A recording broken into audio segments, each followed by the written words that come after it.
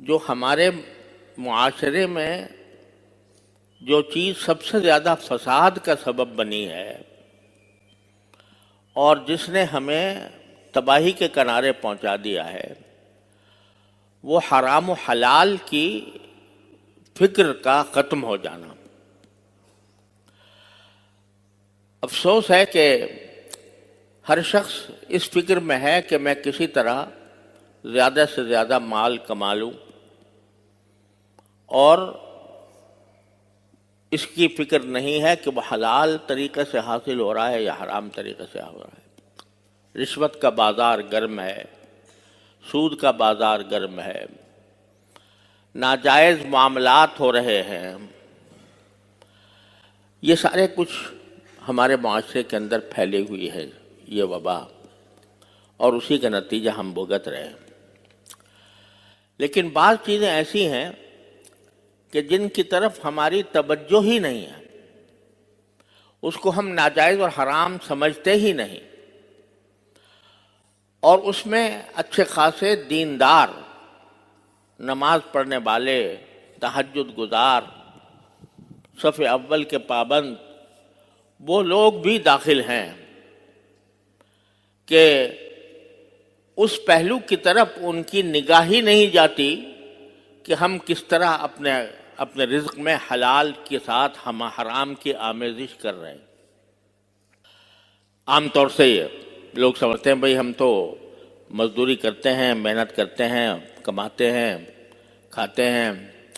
اور نمازیں بھی پڑھتے ہیں، روزے بھی رکھتے ہیں، یہ سارے کام کر رہے ہیں، لیکن ان کو پتہ نہیں ہے کہ خود ان کی زندگی میں بعض ایسی چیزیں شامل ہو گئی ہیں جس کی وجہ سے ان کا لقمہ حرام میں ملا ہوا ہے۔ اس کی ایک مثال میں یہ دیتا ہوں کہ شریعت نے میراث کے احکام قرآن کریم میں تفصیل کے ساتھ نازل فرمائے، اور یہ فرمایا کہ جب کسی کا انتقال ہو تو اس وقت میں سب سے پہلا کام یہ ہونا چاہیے کہ اس کا جو ترکہ ہے، جو کچھ اس نے میراث میں چھوڑا ہے، وہ نقدی ہو، وہ سونا ہو، وہ جائیداد ہو، کوئی مکان ہو، کوئی زمین ہو، وہ شرعی قاعدے کے مطابق آپس میں تقسیم کر لو۔ اگر وہ تقسیم نہیں کی اور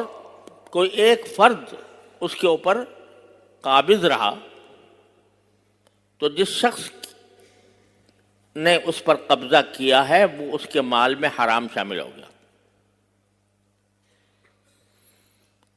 یہ مسئلہ ہوتا ہے عام طور پر ایک بڑی زبردست غلط فہمی پھیلی ہوئی ہے کہ بھئی ابھی تو انتقال ہوا ہے، ابھی ایک دم سے ہم حصے بکھرے کرنے شروع کر دیں، بٹوارہ کرنے لگیں، یہ ہمیں اچھا نہیں لگتا کہ ابھی تو دنیا سے جانے والے کا کفن بھی میلا نہیں ہوا، اور ابھی ہم اس کی جائیداد کا بٹوارہ شروع کر دیں۔ اس کو بہت برا سمجھا جاتا ہے، معیوب سمجھا جاتا ہے۔ حالانکہ شریعت کا حکم یہ ہے کہ جلد از جلد اس کی میراث کو تقسیم کرو، جس کا جو حصہ بنتا ہے اس کو وہ حصہ دو۔ اب مرتے ہی، انتقال ہوتے ہی اس کے تمام املاک وہ اس کے وارثوں کا حق بن گئی، اب اس کی ملکیت نہیں رہی، وارث اس کے مالک بن گئے۔ اب اگر اس ترکے کو کوئی شخص دوسرے وارثوں کی اجازت کے بغیر استعمال کرتا ہے، وہ حرام کر رہا ہے۔